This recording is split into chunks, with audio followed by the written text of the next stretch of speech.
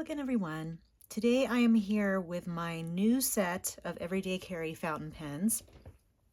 I recently did a video where I talked about my takeaways and thoughts about the pens that I used in my last batch of everyday carry pens.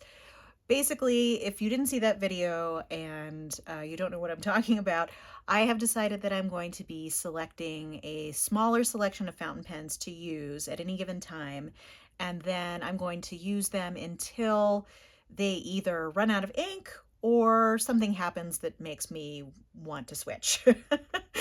I'm giving myself some leeway there. But I have selected a new batch of pens, and this is a batch of 10 this time. And technically this is going to be 12 because even though these are all new, I still have two of the old pens from the last batch associated with my Everyday Carry B6 Slim Traveler's Notebook and my YouTube notebook.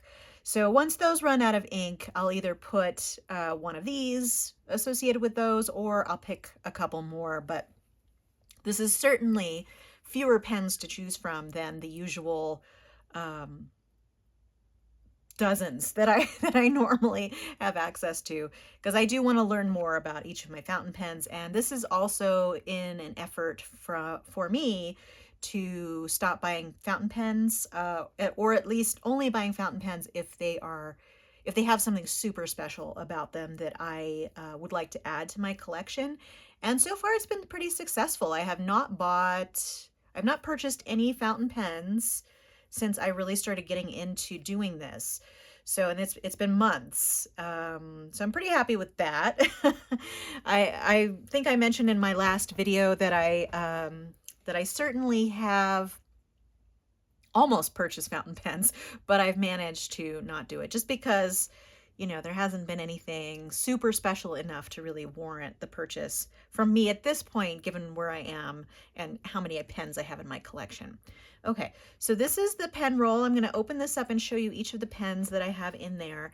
And then in this traveler's notebook, I have a, I can't remember what Cosmo Airlight. That's the paper in here. I have a notebook with Cosmo Airlight paper, and I'm going to show you each of the pens, how they write, and the ink that I selected for each of the pens. So I did a big clean out of a lot of my pens not too long ago. So in theory, most of my pens should already be cleaned out and ready to go, or if they still have ink in them, the ink is still viable. So I'm going to talk about the pens really quickly, just sort of a quick overview, and then I'm going to take them out one by one and do the testing for you. All right, so this one here is by Turnt Pen Company, and it is a custom-made pen. I actually selected the colors myself and put it in their honeycomb design. This actually shows up as much more indigo, sort of greenish indigo. It shows up way more blue on the camera, but that's the main color, and it's really, really beautiful. The nib that I have on here is super special as well.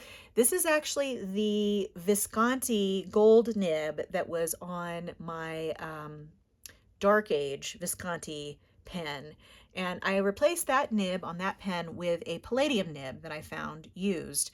And then I needed some place to put this nib, so I eventually put it on this one, and I think it's just gorgeous on here. And when I did a little testing with the new ink that I put in there, it's actually a really nice writer. All right, and then this is by River City Pen Company. So this is the one carryover from the prior batch that you'll see here. And that is because I put a different ink in here. The ink that I had in here before was really not drying very well, and it was really weird. It was Pilot Yamabudo ink, which normally I don't have any trouble with, but I'm wondering if it sat in the pen too long, or my bottle of Yamabudo is actually pretty old, so I'm wondering if maybe it's not working so well anymore. But anyway, I switched inks, and you'll see which one that is here when I test them. But this has this palladium nib on here, which is a fine palladium nib. So nothing else has changed with this pen since the last time except for the ink. And then I had to add this one, which is a custom-made Skateback pen. The majority of the models are the same design. There was a choice of type of finials. So I chose this sort of beveled finial. And then I chose the color too that was on the end. So I chose this pink. And then the nib that I have on here is a 14 karat gold, what is called a flash slit nib from fpnibs.com. And it has a little heart breathing hole. So I thought that was a nice addition. It's also a very nice writer. So there's that. And then we have some pocket pens, or smaller pens anyway. Few of them are officially pocket, one is not. So I included a Kawako All Sport this time. And this is the All Sport in the denim color. And I love this denim color. It's like a very pretty pen in my opinion. And then I have a tiny fine Waverly nib in here, which I've profiled on the channel before, but I'll talk about it a little bit more when I do the testing for that. And this one is the Pelican Highlighter pen. They actually reissued this fairly recently, but I purchased this used not too long ago, and I put a different nib on here. This is a broad curved architect nib that is on here. And actually all of the nibs I have here, except for the Visconti, these were all from fpnibs.com. So they will sell you nibs that they have ground themselves. All right, and because I liked my Esther Brook so much, I'm really gonna try and test, because I had an Esther Brook last time, which actually is still with my Everyday Carry B6 Slim, or no, I'm sorry, it's with my YouTube journal. But I decided to add 4 different Esther Brooks this time, 2 in the Junior, in a couple of different colors, which have a couple of fun nibs on them, and 2 in the SD regular size, and I'll show you what nibs those have on there as well. But this one has a Naginata Togi and a fine. So this was, I think it was Pen Realm that I got this grind from. It's really nice. This is not a particular grind that most nib grinders do, so I really like that. It's similar, it's kind of similar to a Micro Architect, but a little bit different because it does have some different writing widths along the edge. And then this has a medium imperial nib, and that was also from Pen Realm. So we'll see how that writes as well. And then these 2 SDs, so this is the Honeycomb SD, and on this one I have, this was sort of my Franken pen, one of my most adventurous Franken pens that I have, which is a Pelican M300 medium nib that I managed to fit into the vintage adapter for Esther Brook. And this has worked pretty well. And I did have to clean it out to put new ink in it. I thought it still had ink, but it had dried out since I did my last batch cleaning. And I did notice that there was a little bit of water seepage around this collar here. So I'll be interested to see if there's any leaking. There hasn't been so far, leaking of ink, I mean. So we will see, we will see. And then the final SD in here has a journaler nib on it. This is actually the first pen and nib combination that I purchased from Esther Brook. The journaler nib is one that they had ground themselves by a nib grinder. I'm blanking on her name now. But this was the first one I got because I was interested in the nib and I really liked the color. I think this is the lilac, and it's still a good one, so I want to try it out and use it more frequently. And then finally in here I have a Franklin Kristoff Model O2, and this was one of their limited edition sort of frosty colors that they had. I think it was a collaboration with Van Ness Pens. And then on here I have a Nagahara Fine Cursive Italic grind, and that was direct from Franklin Kristoff. which is a little bit like a stub nib. All right, so let's go ahead and get into the pen testing without further ado. I'm trying to see where I could put these. I'm going to put that on my lap for the time being. And I have all the inks written down here to my side, so I will get that out as well. All right, let's find a blank page in here. I haven't been using this book too much, but I figure now's a good time. Okay, so I'm just going to go down on this side here. So let's go ahead and start with this beautiful handmade pen from Turnt Pen Company. For some reason, I have a hard time saying their name. And let me open my little reference book here that has what's in that. Sorry, got everything everywhere. So this has Sailor Manyo Shirakashi in it. And let me actually put a little placeholder on my book here so that I can get to those names. So when I put this ink in here, I thought it was a little bit of a dark blue, but it's actually a little more green, which does still go with this because it is a little bit on the teal side, dark teal side. And let me go ahead and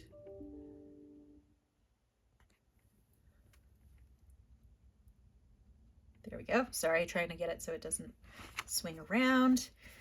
And here we have a handmade honeycomb by Turnt Pen Company. And the ink is Sailor Manyo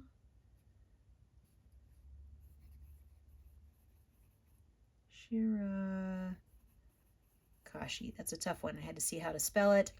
And then this has a fine, I'll just put it down here, a fine, is that 14K or 21K? That, I believe, is 18K. Wow, I was wrong. Fine, 18K black Visconti nib. Nib with a fine with a cursive italic with a CSI grind. That's cursive smooth italic on that one. And let's do a little, so here's the downstroke, here's the side stroke. That's sort of the hallmark of these pens. And let me get in here a little bit more. I will also put this up to the camera towards the end so that you can see this a little better. But I do want to let you see that a little bit more. Okay, and then I'm going to be doing this River City Pen Company pen. This is in the Water Lily Koi. So River City Pen Company, Water Lily Koi. Oops, Koi. I'm going to do the nib first this time with a, is this fine? I believe it's fine. Oh, I'm not seeing. Okay, so with a, I think it's fine. Fine palladium nib.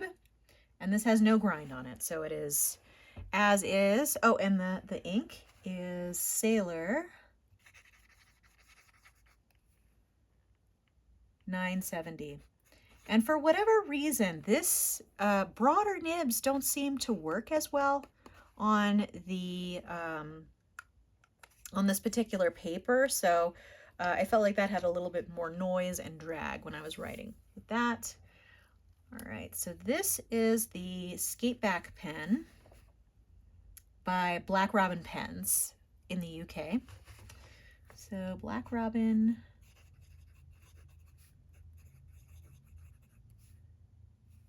Pens Skateback, which is basically skateboards cut up. And this has a fine, I think that's 14 karat. Let me take a look. Yep. So fine, oops. Fine 14 karat flash slit. Oops. Flash slit nib. And this one is really nice and soft. It has a little bit of bounce to it. If you try to just give it a little bit of pressure, it's not a flex nib, but because of the flash slit shape, it does give it a little bit more, oh, that's too close. It does give it a little bit more flex than you would normally have with a regular nib. And again, I forgot the ink. This is Kyoiro Cherry Blossom, which is one of my all-time favorite inks. It's really a lovely ink. All right, and now we have the Kawako All Sport. I'm gonna post this one. So this is the Kawako All Sport Denim. And this has a fine Waverly nib on it. And then this ink is Linen Toolbar Indigo Tegan. This is one of my all-time favorite inks. You can see here, there's not really much of a difference here, but you can get some line variation. Oops, a little bit of extra ink there. I did just fill this one. Looks like up higher you have more of a chance of some bleed there. But you can get a much finer line, and then reverse, you can get a super fine line. But a Waverly just has this little extra turn at the bottom there, at the tip of the nib. And I think it's a lovely nib for everyday writing. It really flows nicely. And then we have this Pelican Highlighter. So the Pelican Highlighter. It did come with highlighter color ink, so you could actually use it as a highlighter. And this has a curved Architect in broad. And then the ink here is Color Traveler, Time for Whiskey. And this was one that I did not change the ink on. This was already in here. You can see it's similar to a regular Architect, but you can get a little bit of line variation depending on where you hold it. You're going to get a broader line the further down you go.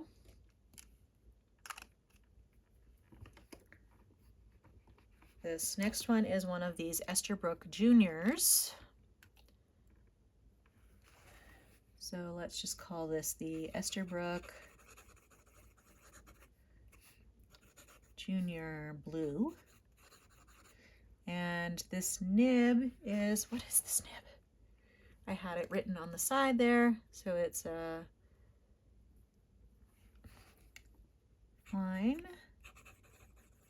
Naginata Togi, which is a lot like a curved Architect, I suppose. It's very tiny, so it's very hard for you to see.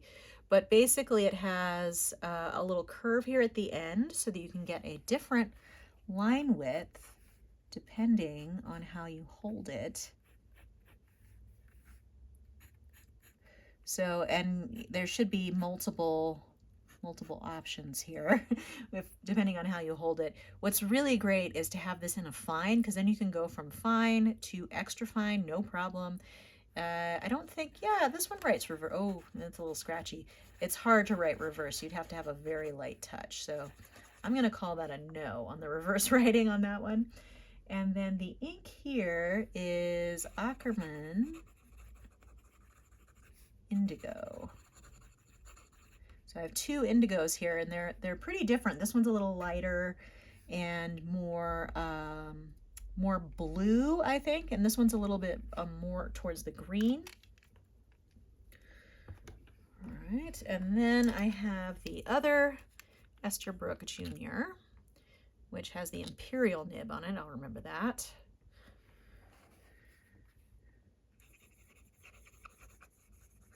Ooh, definitely getting some squeak on that nib. Esther Brook Jr. Orange. And then this is a medium Imperial nib. And with that, it's kind of like a stub. I don't know how else to describe it. This one does not have a very good reverse writing capability, but sometimes on these you can do that. But you don't get any variation depending on how you hold it. But it's kind of a nice option for a cursive italic type nib. The angle is kind of on the top instead of the bottom, if that makes sense. And then this ink is Diamine Flame, which is coming off very well as flame in this example. It's kind of more orange on the top and more red on the bottom. It's really beautiful with this nib. Okay. And then we have the Esther Brook Honeycomb SD. So this is the Esther Brook SD Honeycomb. This nib is beautiful. So this has a medium M300, I'll just say a medium M300 nib because that's a gold nib. And then, is it M300? Yeah, I'm pretty sure it's the very small model of Pelican. And then the ink here is a sparkly ink, Diamine Vintage Copper.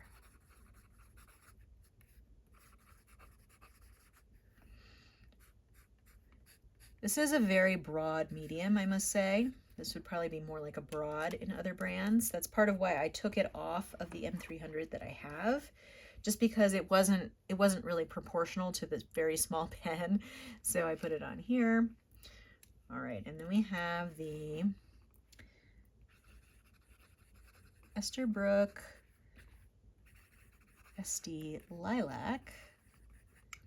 This is another beautiful nib, this journaler. So this has the journaler nib. And I think it's a medium. Yep, medium. And then the ink here is Diamine again. Diamine Nightshade. So these three inks are all Inkvent inks. Part of the reason why I wanted to use them is because I haven't really used a lot of these later Inkvent inks, and then some of them just went really well. Like this Diamine Nightshade goes really well with this lilac. All right, and last but not least, we have the Franklin Kristoff Model O2. Oh, wow, that was quite the feat. I flipped it and got right on my hand. Let me wipe that off really quick. That is certainly user error. Okay. This one posts really nicely, which is part of why I like this model. So this is the Franklin Kristoff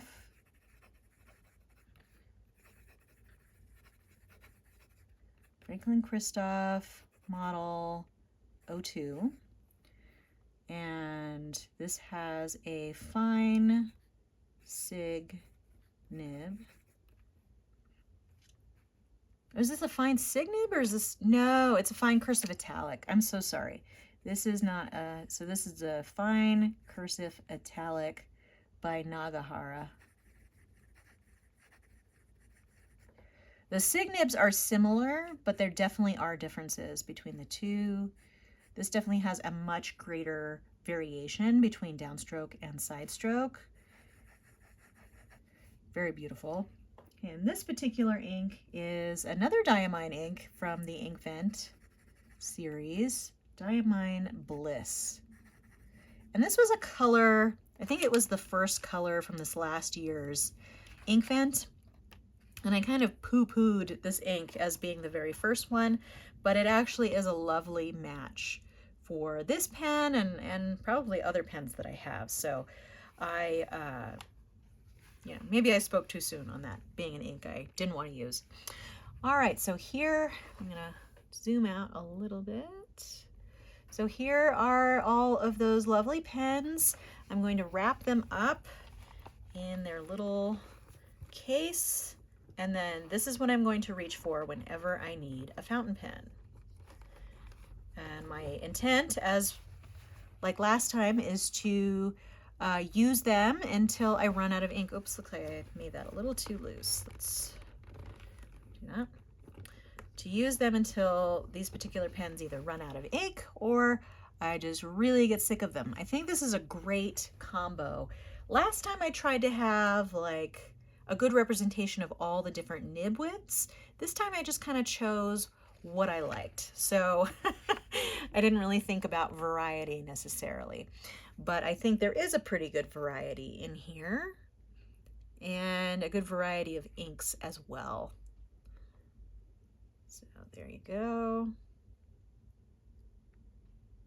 And I think really the only somewhat broader nib that I have in here is this Pelican gold nib on the Esther Brook SD Honeycomb. Even though it's a medium, it really is it writes much more like a broad. But these are all wonderful.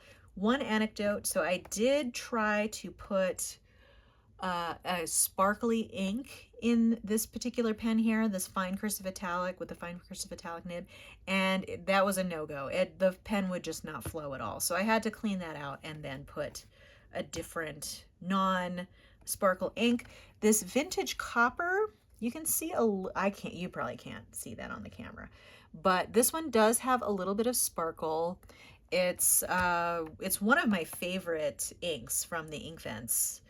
It's really, really beautiful, but it's sort of a subtle sparkle, and Diamine is really good about having sparkle that doesn't clog up your pens. It was a different brand of sparkle ink that I was trying to use in the very fine nib here. And I think that's it. I think I'm most impressed ink-wise with this flame. I purely by accident ended up picking a good nib for this because I definitely like the shading. As you can especially see here, I don't even know how they did that with the ink, but it looks very nice. All right, well, that's all I had for you today. So feel free to subscribe to keep track of future videos on my channel. If you enjoyed this video, give it a like. I hope to see you next time, but in the meantime, have a great day. Thanks for joining me. Bye.